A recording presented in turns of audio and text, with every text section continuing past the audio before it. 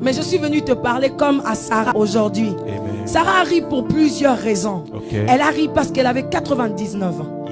Elle a ri parce qu'elle n'avait plus d'envie, ni son mari d'ailleurs. Elle a ri parce que jamais personne avant elle n'était passé par la même expérience. Elle était donc la première personne dans ce cas. Je viens dire à quelqu'un aujourd'hui que tu n'auras pas besoin qu'on te dise tu seras comme, tu feras comme, tu es appelé pour arriver comme, mais tu seras comme toi. Parce que l'empreinte que Dieu a mis dans ta vie est une empreinte différente. Même si je suis jumelle, quand il faut qu'on vérifie les empreintes, quand je mets mon doigt, ça ne peut pas ressembler à ma jumelle. Ça ne peut pas ressembler à mon jumeau. Les pères de qui nous héritons le sang. Ah non, nous ne faisons pas les choses de la même manière. Parce que tu es différent dans ton cas. Alléluia. Ici, on est en train de m'aider à décoller. Je ne peux pas décoller maintenant. Allez, Sokaba. Alléluia. Jésus. Sarah rit parce qu'elle se dit certainement, si même je vais raconter à maman Kingani que moi Sarah à 99 ans je vais accoucher, elle va me dire: ah Sarah, tu es devenue trop vieille. Tu dois faire vérifier tes oreilles. Parce qu'apparemment tu n'entends plus bien, Sarah. Faut laisser tomber cette affaire-là. Tu as 99 ans et tu penses que tu peux enfanter. Tu as mal entendu ce que Dieu disait. Je ne sais pas si c'est arrivé dans ton cas, que tu répètes quelque chose à quelqu'un. C'est arrivé à Joseph dans la Bible, nous savons tous. Il a reçu un rêve, il en a parlé avec ses frères, et son père qui croyait en lui et qui l'aimait beaucoup l'ont regardé pour dire: mon frère, mais tu fais quoi là? Tu fais quoi? Mais j'en profite aujourd'hui pour dire à quelqu'un qu'il y a des promesses, des révélations, des visions que tu seras obligé de garder pour toi-même. Quand Dieu te révèle ces choses, garde-les dans ton cœur. Parle même à ton père spirituel si possible. Parle à quelqu'un qui est mature. À quelqu'un qui n'aura pas l'esprit de te décourager. Alléluia. Je ne sais pas si je suis en train de parler à quelqu'un. Ça c'était une parenthèse pour toi qui parle beaucoup. De ce que Dieu met dans ton cœur, des pensées que Dieu révèle dans ton cœur, et de la vision de Dieu pour toi. Alléluia. Sarah rit encore. Sarah rit, mais Sarah oublie qu'elle a affaire au Dieu de l'impossible. Alléluia. Ça c'est ce que Sarah a oublié. Le Dieu maître de temps et des circonstances. Celui qui, quand il arrête de faire quelque chose, il se rassure de le faire. La Bible dit qu'il est toujours derrière sa parole pour l'accomplir. Il n'est pas comme les hommes.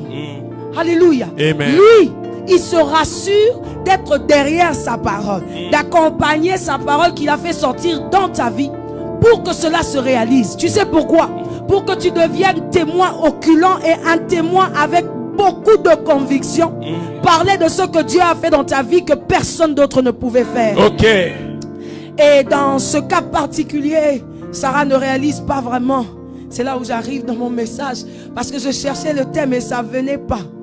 Et c'est là que Sarah arrive à réaliser que cette promesse ne la concerne plus vraiment. Sarah, l'enfant que tu portes est peut-être un héritier que vous avez demandé toi et Abraham, mais il servira à des générations. Sarah, ce que tu portes en toi n'est pas pour toi. Tu attends un enfant, mais Dieu te donne une destinée pour plusieurs destinées.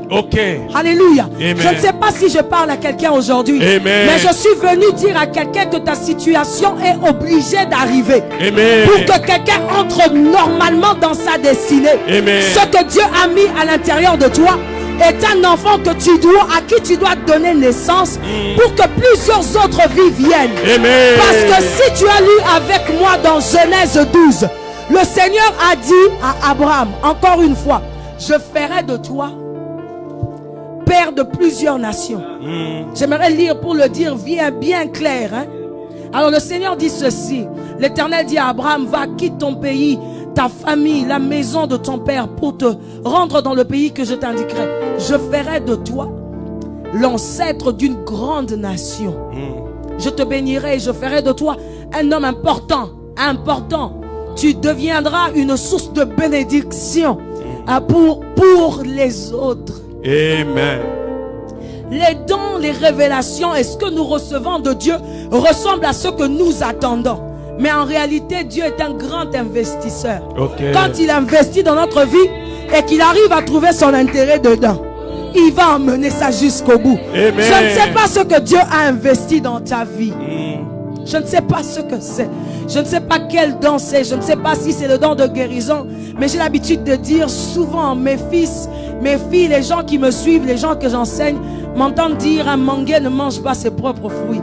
C'est jusqu'à ce que tu réalises qu'on doit manger de tes fruits que tu commences à servir de quelque chose. Amen. Lorsque tu es un vase et que dans ce vase on ne met pas de l'eau qui sert de l'eau dans d'autres verres, tu ne sers à rien. On peut te mettre dans un tiroir, te cacher là-bas, même si tu es en or, tant que tu n'as pas commencé à servir les autres, tu ne sers à rien. Je suis venu dire à quelqu'un aujourd'hui que sois un vase que l'Éternel remplit pour que tu déverses à chaque fois dans d'autres verres. Amen. Afin que l'Éternel ne cesse de remplir dans le tien.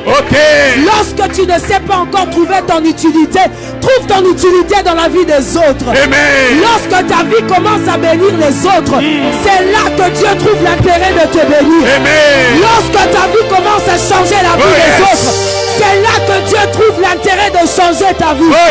Pourquoi il va investir si tu ne sers à rien? Il y a plusieurs exemples que Dieu a donné, les talents ou tout ce que tu veux. Dans la Bible, il y en a, il donne un talent, il veut que ça soit multiplié parce que justement, comme notre Seigneur et Sauveur Jésus-Christ, la Bible dit, la graine, quand elle est tombée à terre, lorsqu'elle n'est pas encore morte, elle ne peut pas porter des fruits.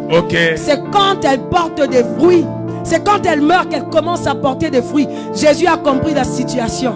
Il fallait qu'il donne naissance à plusieurs fils et filles que nous sommes. Je me compte parmi la sœur de Jésus. Alléluia.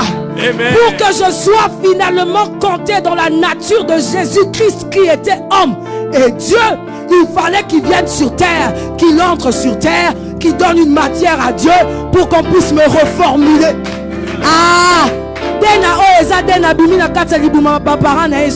Amen. Ce n'est plus moi qui vis, c'est Christ qui vit en moi. Amen. Je ne suis pas en train de dire des choses en vain, je parle selon la parole de Dieu. Amen. La Bible dit, ce n'est plus moi qui vis, mais c'est Christ qui vit en moi. J'aime cette servante de Dieu, Catherine Kuhlman, qui disait, je sais quand je suis morte, où j'ai été enterrée, je peux même pointer du doigt. De temps en temps, celle que vous voyez, c'est la personne qui se fait posséder par le Saint-Esprit et qui commence à faire des choses qui vont au-delà de ce qu'elle peut imaginer. Ce n'est plus moi qui vis, c'est Christ qui vit en moi. Amen. Or Christ c'est l'eau de la vie. Amen. Or Christ c'est la vie. Amen. Je ne peux que donner la vie. Alléluia. Alléluia.